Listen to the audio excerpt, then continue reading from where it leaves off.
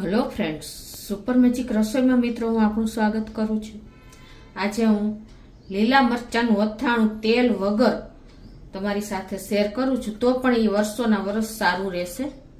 તો ચોક્કસ તમને આ વિડીયો ગમશે. ગમે તો લાઈક કરજો, શેર કરજો અને સબસ્ક્રાઈબ કરવાનું તો ભૂલતા જ નહીં. અને મિત્રો બાજુમાં રહેલું બેલ આઇકનને પણ પ્રેસ કરજો, જેથી કરીને લેટેસ્ટ વિડીયોની માહિતી તમને મળતી રહે. તો હવે ઇન્ગ્રેડિયન્ટમાં આપણે જે તીખા મરચા આવે ને લીલા એ લીધા છે, અને 250 ગ્રામ છે, જે ધોઈને મેં એકદમ ક્લીન કરી લીધા છે.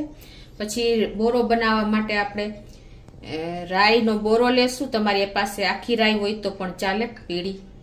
પછી આપણે જીરું લેશું, વરિયાળી છે, મેથી છે, કલોંજી છે, લીંબુ છે, અને આપણે લીંબુનો રસ મેં કાઢી લીધો છે. મીઠું લેશું.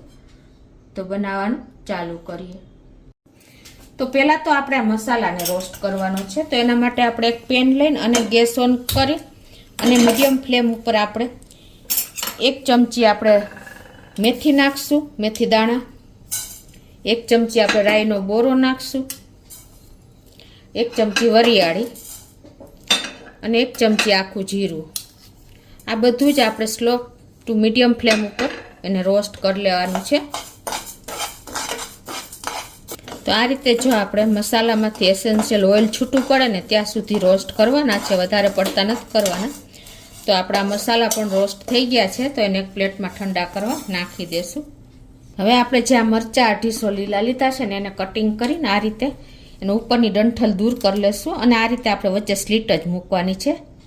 મોટા હોય તો તમારે 2 પીસ કરી લેવાના આવી રીતે.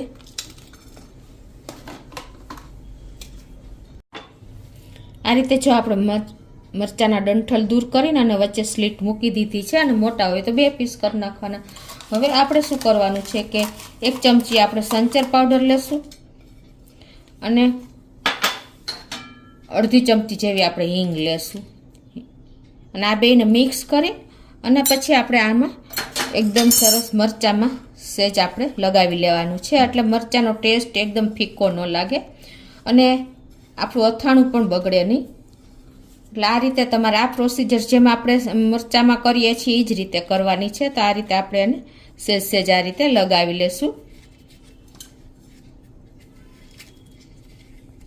આ રીતે આપણે હિંગ અને સંચર પાવડર મરચામાં લગાવી લીધું છે. એટલે એકદમ સરસ આપણા મરચાં કડક પણ રહેશે અને ફીકા પણ નહીં લાગે અને તીખા પણ નહીં લાગે. હવે આપણે એક તેલ નથી નાખવાનું, તો એના માટેનો આપણે મસાલો તૈયાર કરશું. પહેલાં આપણે જે આ મસાલો રોસ્ટ કર્યો છે ને એને આપણે મિક્સર જારમાં અધકચરો ગ્રાઇન્ડ કરી લેવાનો છે. આ ઠંડો કરીને પછી જ આપણે ગ્રાઇન્ડ કરવાનો છે. હવે જો આપણે મસાલાને પણ આ રીતે દરદરો પીસી લીધો છે. હવે આપણે બિલકુલ તેલનો ઉપયોગ નથી કરવાનો, એના માટે આપણે લીંબુનો ઉપયોગ કરવાનો છે. તો લીંબુનો રસ પણ આપણે વધારે નાખવાનો છે. તો અડધો કપથી પોણો કપ જેવો આપણે રસ નાખી દેશું. અને હવે આમાં આપણે મસાલા કરશું. તો 1 ટીસ્પૂન જેવી હળદર, 1 ટીસ્પૂન લાલ મરચું પાવડર અને જે કલોંજી લીધી છે 1 ટીસ્પૂન એ નાખી દેશું. અને મીઠું નાખી દેશું 1 ટીસ્પૂન જેવું.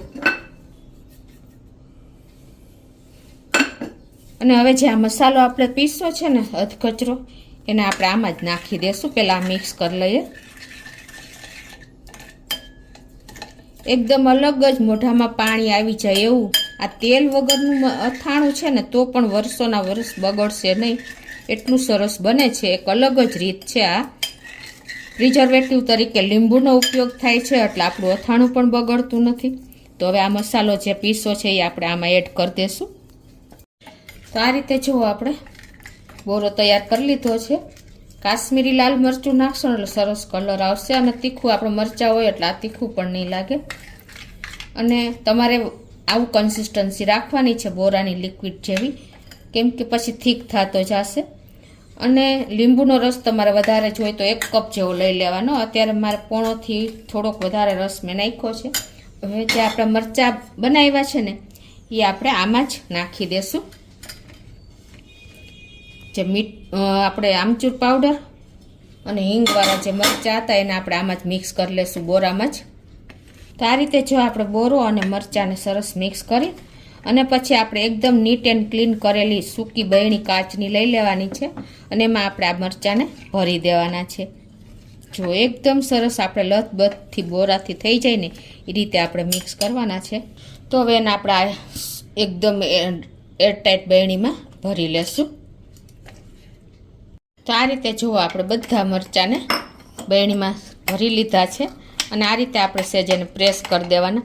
અને આને ખાવા માટે તમારે 24 કલાક કે 48 કલાકનો ટાઈમ આપવાનો છે એટલે એકદમ સરસ તમારા મરચાં અથાઈ જશે. જુઓ મિત્રો, એકદમ આપણે તેલ વગરના આ મરચાંનું અથાણું આ વર્ષો વર્ષ બગડતું નથી, આવું ને આવું રહેશે.